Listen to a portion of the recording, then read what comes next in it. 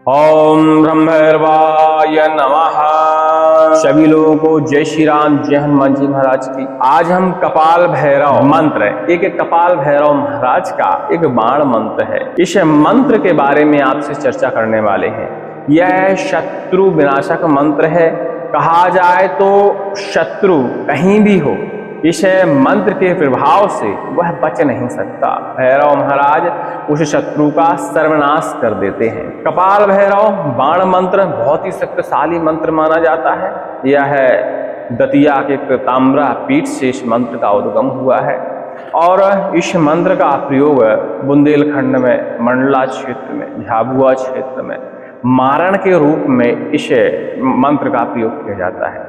लेकिन हमने आपको कई बार बताया होगा कि हम अपने चैनल पे मारण, मूठ जैसे प्रयोगों के खिलाफ रहते हैं, लेकिन ज्ञान हेतु इस मंत्र के बारे में हम आपको सिर्फ जानकारी दे रहे हैं, विधि विधान दे रहे हैं। क्योंकि देखिए, जो भी शत्रुनाशक मंत्र होते हैं, चाहे वो किसी भी इष्ट के हों, हनुमान जी के हों, काली के हों, भद्रकाली के हों, दुर्गा के हों, नारसिंह के हों, भैहा के हों, भैरव जी के हों, अघोर हों, वीरभद्र जी के हों, किसी के भी शत्रुनाशक मंत्र हों या बाण मंत्र हों, वो भूत प्रेत बाधा, तंत्र बाधा, नकारात्मक शक्तियाँ, दुष्ट के द्वारा चलाई गई तंत्र विद्या के ऊपर बाण की ही तरह असर करते हैं और तत्काल प्रभाव दिखाते हैं।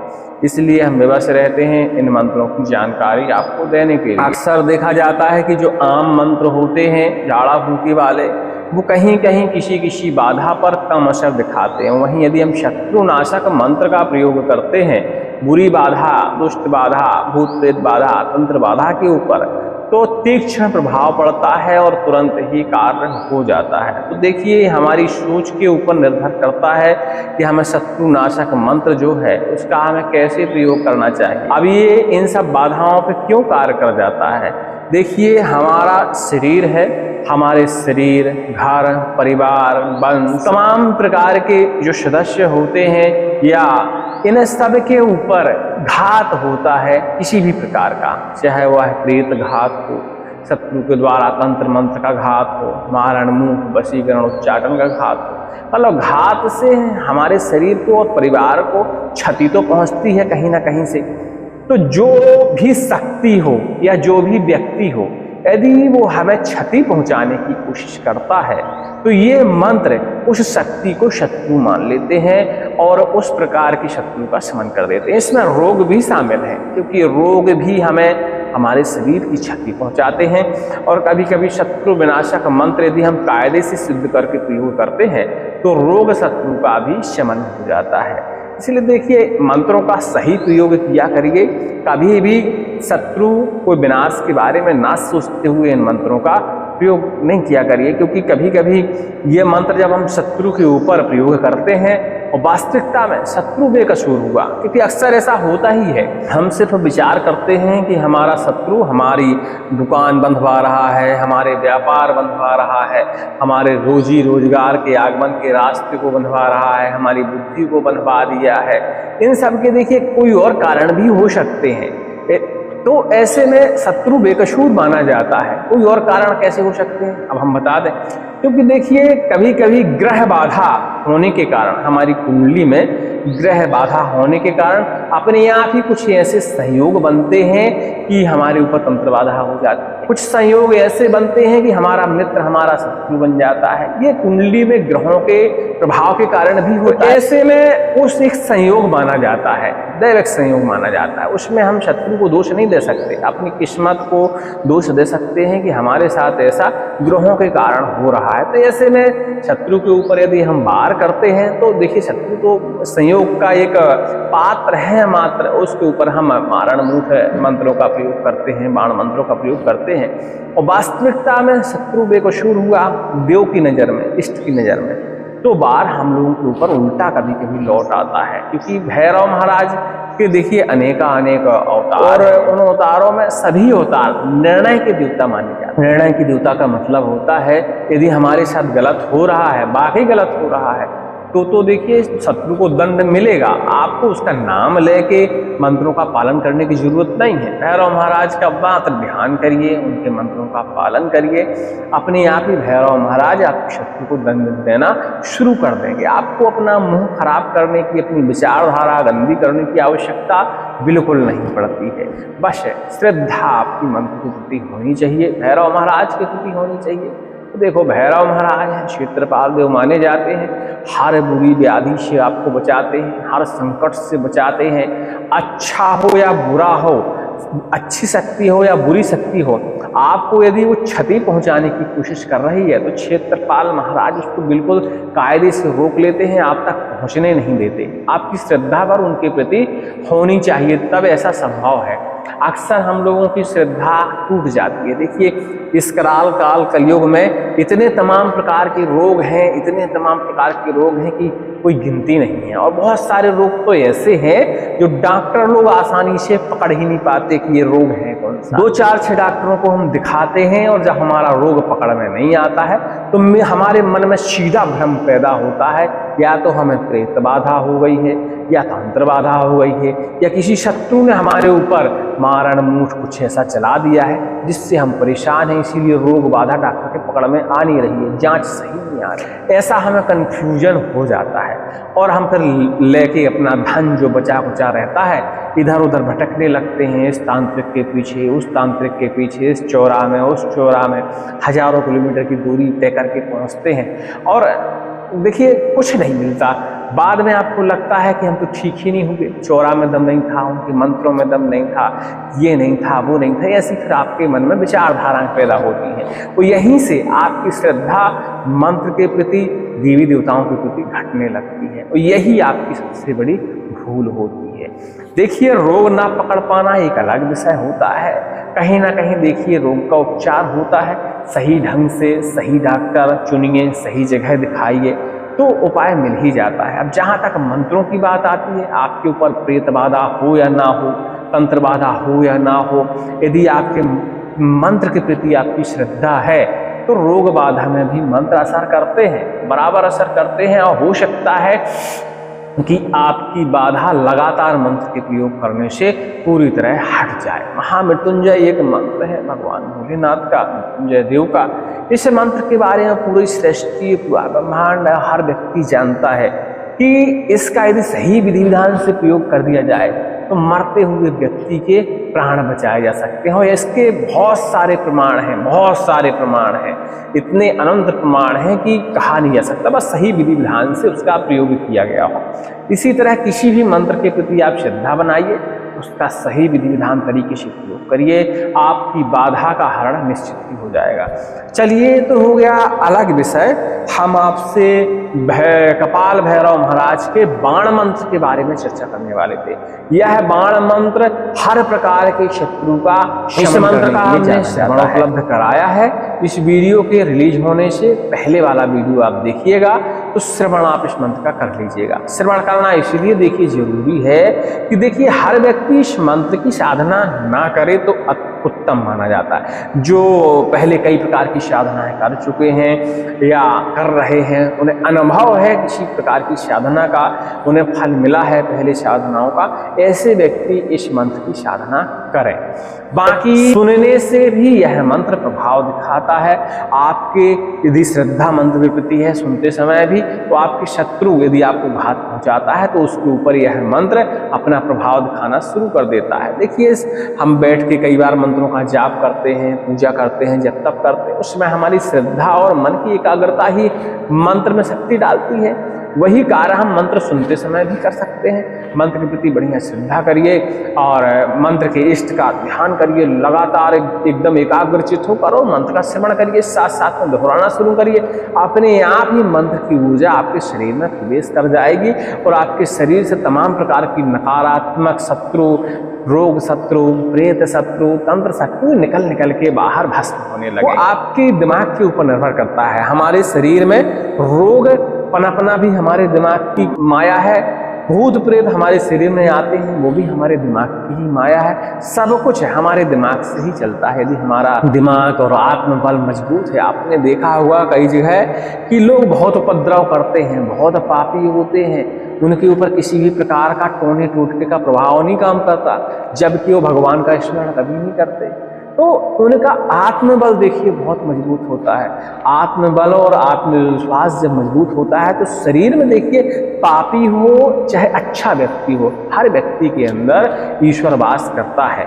और जब हमारा आत्मबल मजबूत होता है तो हमारे अंदर बैठी हुई ऊर्जा शक्ति, ईश्वर शक्ति बड़ी प्रबल हो जाती है। भले हम उसको नहीं जानते हैं, भगवान का स्मरण नहीं करते हैं, अगरबत्ती धूप दीप नहीं करते हैं, लेकिन हमारे अंदर बैठी हुई ऊर्जा शक्ति की शक्ति अपने आप ही प्रखर हो जाती है, जिससे तंत्र मंत्र टोना टोटका भूत प्रेत कभी भी हमारे ऊपर वार नहीं कर पाते। तो ये सारी चीजें मन से कार्य करती हैं, तो आप इस बारे में विचार करिएगा। चलिए भैरव महाराज के इस बाण मंत्र को श्रवण करते हैं और इसका हम शॉर्ट में आपको विधि विधान बताते हैं। वैसे वीडियो बहुत ज्यादा बड़ा हो गया है तो इसको और ज्यादा लंबा नहीं करते, मंत्र को एक बार श्रवण करिए। लगातार श्रवण करने के लिए इस वीडियो से पहले वाला वीडियो आप देख लीजिएगा। ओम कपाल भैरव तुम जहां जाओ, जहां दुश्मन बैठ हो तो बैठे को मारो, चलत हो तो चलते को मारो, शोभत हो तो शोते को मारो, पूजा करत हो तो पूजा में मारो, जहां हो तहां मारो, व्याघ्र ले भैरव, दुष्ट को भक्षो सर्प ले भैरव, दुष्ट को रसो खड़क से मारो भैरव, दुष्ट को शिर गिरेबान से मारो, दुष्टन कलेजा फटे त्रिशूल से मारो, शत्रु छिद परे मुख बाट लोहू आवे, को जाने चंद्र सूरज जाने या आदि पुरुष जाने, काम रूप कामाक्षा देवी त्रिवाचा षट पुरो मंत्रेश्वरो वाचा, ओम कपाल भैरव तुम बाजा चुके हो मासू के दुश्मन मरे अपने घर में, दुहाई कपाल भैरव की जो मार वचन झूठा हो तो ब्रह्मा के कपाल टूटे, शिव जी के तीनों नेत्र फूटे, मेरी भक्ति गुरु की शक्ति पुरो मंत्र ईश्वरो वाचा, ओम ब्रह्मर्वाय नमः। इस तरह का देखिए मंत्र है, इसको बढ़िया से श्रवण करिएगा, कंठस्थ करिएगा। अब आती है इस मंत्र को सिद्ध करने की बात। तो देखिए कालाष्टमी सब कोई जानता है कालाष्टमी के बारे में। कालाष्टमी के दिन भैरव महाराज का विधि विधान से पूजन करिए वही लोग जो पहले से कोई साधनाएं कर चुके हैं, जो बंधन मंत्र, आसन बंधन मंत्र, जिनके पास कवच हो, ऐसे व्यक्ति स्थिति को समझने में सक्षम व्यक्ति हैं, ऐसे लोग इस मंत्र की साधना करिए। भैरव महाराज का विधि विधान से पूजन करिए, स्नान ध्यान कराइए, धूप दीप नैवेद्य अर्पण करिए, दाहिने तरफ कम से कम 5 नींबू रखिए, बाएं तरफ सरसों के तेल का दीपक जला लीजिए, आसन को पवित्र करिए, रुद्राक्ष की माला ले लीजिए, आसन का भी पूजन करिए, माला का भी पूजन करिए और भैरव महाराज से प्रार्थना करिए। अपने शत्रु का नाम लेके प्रार्थना नहीं करिएगा। हमने बताया भैरव महाराज जो है निर्णय के देवता माने जाते हैं, आपको व्यक्तिगत किसी का नाम नहीं लेना है। भैरव महाराज से इतनी प्रार्थना करनी है, हे भैरव महाराज, हे कपाल भैरव महाराज, हे बटुक शिव जी के अवतार, हमारे ऊपर जो भी संकट है, जो भी विपत्ति है, जो भी विघ्न है, जो भी रोग है, जो भी तंत्र है, जो भी प्रेत है, चाहे किसी ने भेजा हो, चाहे किसी ने खिलाया हो, किसी ने चलाया हो, इन्हें सभी प्रकार के शत्रुओं से हमें मुक्ति दे दीजिए भगवान।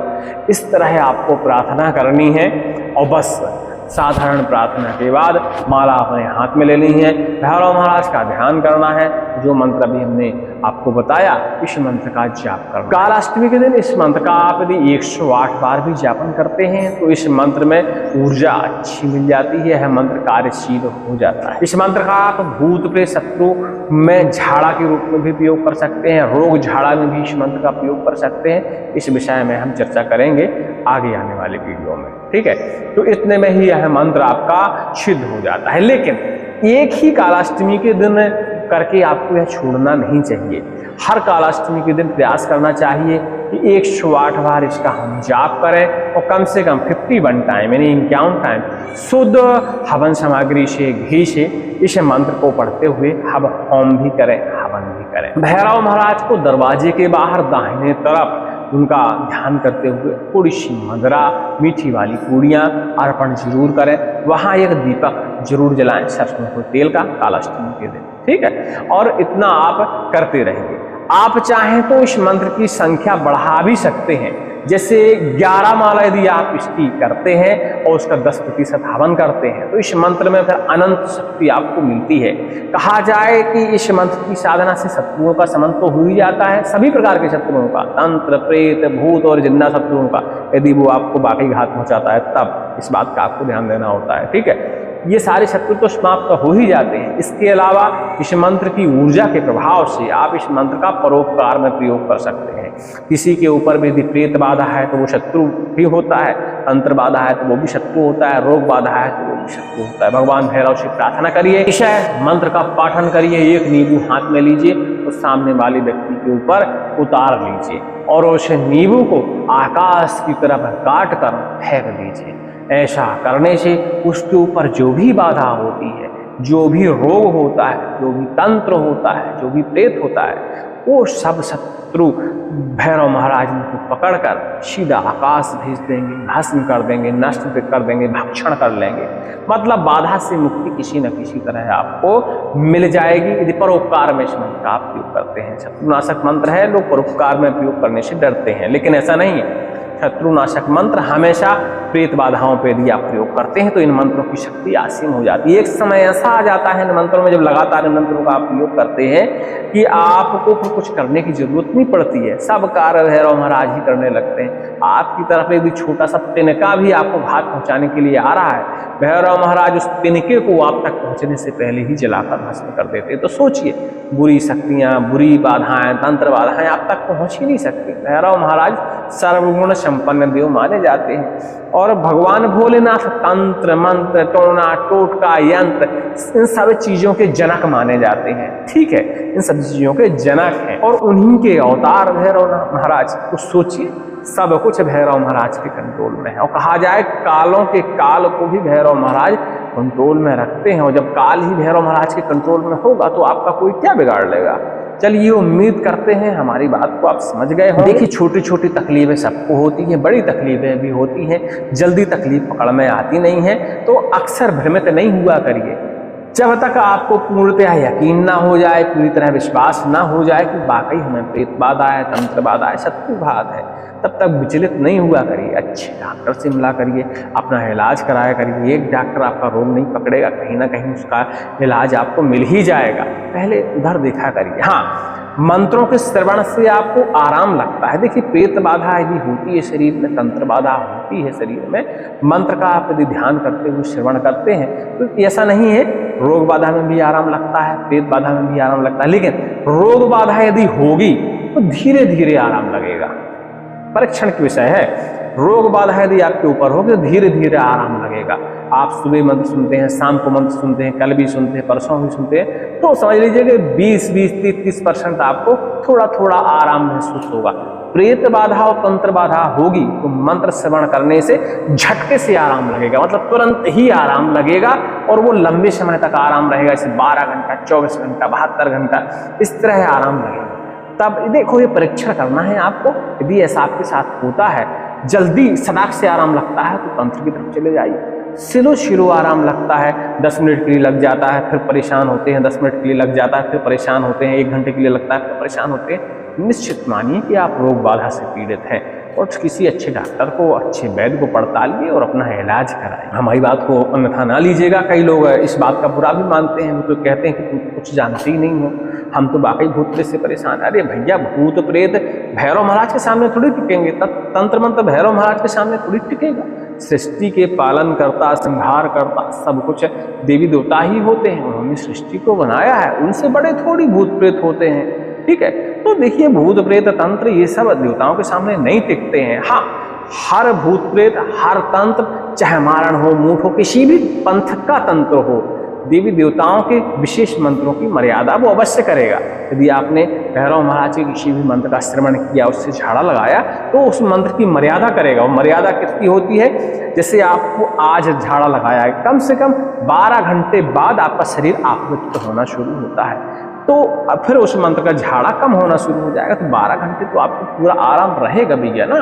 उसके बाद भले फिर असर आपके ऊपर होने लगे तंत्र बाधा का, लेकिन 12 घंटे आपके पास आराम पर्याप्त रहेगा। हाँ, 5 मिनट के लिए आराम लगा, अरे भैया मंत्र हमने सुना था, 5 मिनट के लिए आराम लग गया, भूत प्रेत से परेशान है, तंत्र से परेशान है। अरे भैया, 5 मिनट के लिए आराम लग गया, तंत्र से परेशान नहीं, आप रोग से परेशान है, क्योंकि हर मंत्र रोग में भी असर करते हैं। कंफ्यूज नहीं हुआ करिए। सभी को जय श्री राम, जय हनुमान जी महाराज की। अधिक जानकारी के लिए टेलीग्राम में संपर्क कर लीजिएगा। बहुत बड़ा वीडियो हो गया भैया, बताते बताते क्षमा चाहेंगे।